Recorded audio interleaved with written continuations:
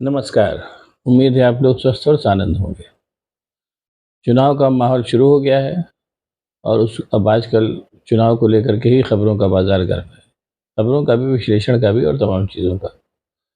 कई बार ऐसा होता है कि बहुत बड़ी-बड़ी चीज़ों के वज़न के नीचे बहुत छोटी चीज़ें, ऐसी चीज़ें दब जाती हैं, जिनके संदेश बड़े मानीखेज़ और दूरगामी होते हैं। ऐसी ही एक खबर जो कल ही घटित हो चुकी थी, लेकिन ये कि उस पे लोगों की निगाह कम गई, कई लोगों की निगाह ऐसी नहीं लेकिन कम गई, जबकि जानी चाहिए थी। वो खबर मैं आज आपको बता दे रहा हूँ, हालाँकि हो सकता है आप लोगों ने देख भी रखी हो।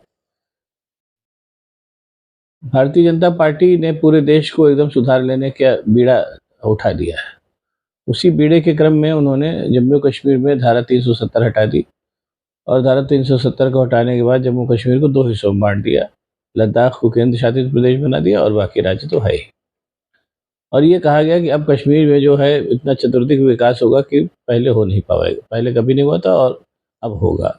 उस समय तरह-तरह की मज़ाक की भी बातें उड़ी थी कि अब भारतीय जनता पार्टी कई नेताओं ने कहा था कि अब बाकी भारत के युवा जो है जाके कश्मीर की सुंदर लड़कियों से शादी कर लेंगे।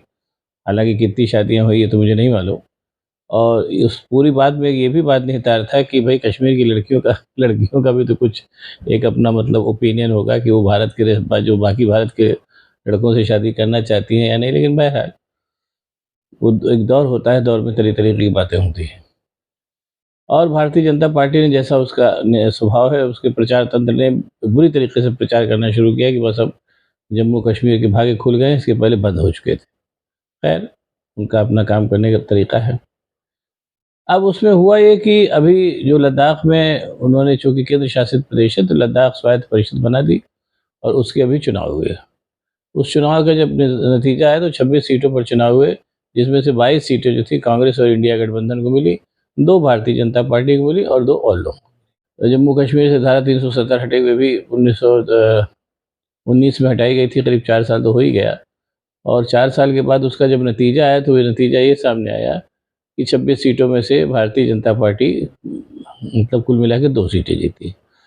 और जो जैसा उनका आरोप था कि कांग्रेस ने पूरी तरीके से भारतीय जनता जनता पार्टी के कहने के बावजूद कभी नहीं सुनी भारतीय जनता पार्टी की, और क्या नाम है, जम्मू और कश्मीर को पूरी तरीके से नष्ट कर दिया।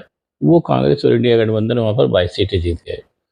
यानी अब इस बात से अगर आप नतीजा निकालें तो ये निकाल सकते हैं कि अगर उस पे उसकी इस खबर का विश्लेषण किया जाए तो ये है कि भारतीय जनता पार्टी ने कांग्रेस और जम्मू कश्मीर को लेकर के जो साया भ्रम और झूठ का जाल फैलाया, वो पहले ही चुनाव में उसका परत उतर गया और वहाँ के लोगों ने पुरानी और टेस्टेड पार्टी को वोट देना मुनासिब समझा और इंडिया गठबंधन और कांग्रेस को कुल मिला के वहाँ 26 में से 22 सीटें मिल गई। यानी वहाँ पर अब एक तरीके से वहाँ का ही शासन चलेगा। राज्य दर राज्य, अब ये इस बात को यहीं पर रोक दें, क्योंकि अब एक तरीके से ये मान के चलिए कि जो राज्यों के चुनाव होने जा रहे हैं, जिसमें इसको भी राज्य का ही चुनाव माने, राज्यों के चुनाव होने जा रहे हैं, जिसमें अब एक ये मान के चलिए कि जो एक का चुनाव हुआ उसका तो रिजल्ट सामने आ ही गया। बाकी भी जो 5 राज्यों के चुनाव होने जा रहे हैं, जिसमें ये कहा जा रहा है कि 5 में से पाँचों में ही हो सकता है भारतीय जनता पार्टी हार जाए। अब ये तो खैर समय बतावेगा कि क्या होगा। लेकिन जो सिनेरियो बन रहा है, जैसे राजस्थान में विजय राजे सिंधिया को क्या नाम है, परेशान किया जा रहा है, वहाँ मध्य प्रदेश में मामा शिवराज चौहान को बेइज़्ज़त किया जा रहा है, वहाँ छत्तीसगढ़ में रमन सिंह की खैर कोई हैसियत ही नहीं बची है।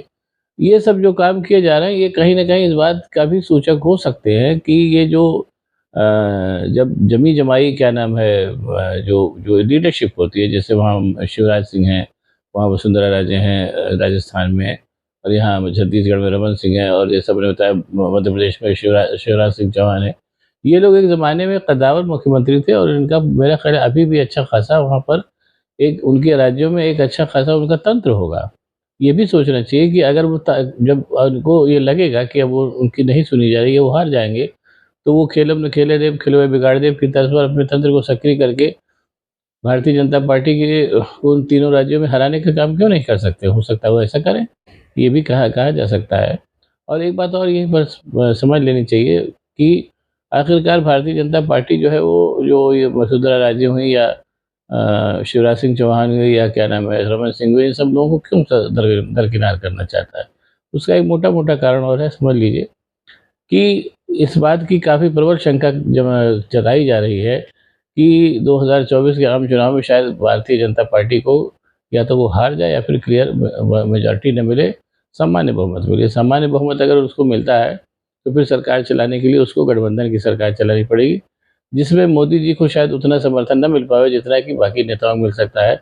उसमें नितिन गडकरी हैं, वसुंधरा राजे हैं, रमन सिंह हैं, शिवराज सिंह चौहान हैं। ये लोग जो है एक तरीके से मूलतः नरेंद्र मोदी की उग्र शैली के चलते ये लोग सॉफ्ट शैली के लोग हैं, जिनके साथ और जिन्होंने लोगों को साथ लेकर के राज्य चलाया और चुनाव भी जीते हैं। ऐसे में अगर ऐसा हो जाता है कि भारतीय जनता पार्टी सामान्य बहुमत से पावर में आती है दोबारा, मतलब दोबारा ये कह लीजिए, तो ये होगा कि भाई नरेंद्र मोदी के बजाय ऐसे लोगों को लाके प्रधानमंत्री बनाओ जो बाकी सबको साथ लेकर के चल सके और एक तरीके से फिर से अटल बिहारी वाजपेयी का गठबंधन का युग एक बार फिर से हो जाए और भारतीय जनता पार्टी की सत्ता बनी रहे।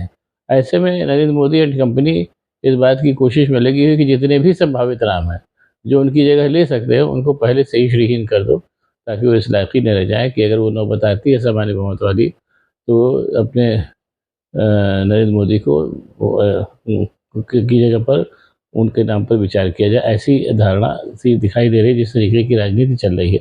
बहरहाल जिसके जो फिर परिणाम सामने आएंगे तो आएंगे, लेकिन ये कहने में मुझे लगता है कोई हिचक नहीं होनी चाहिए कि राज्यों में भारतीय जनता पार्टी की हार का शुरुआत हो चुकी है।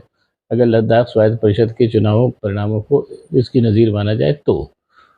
बाकी देखिए, बाकी परिणाम भी 3 दिसंबर तक आ जाएंगे, क्या होता है।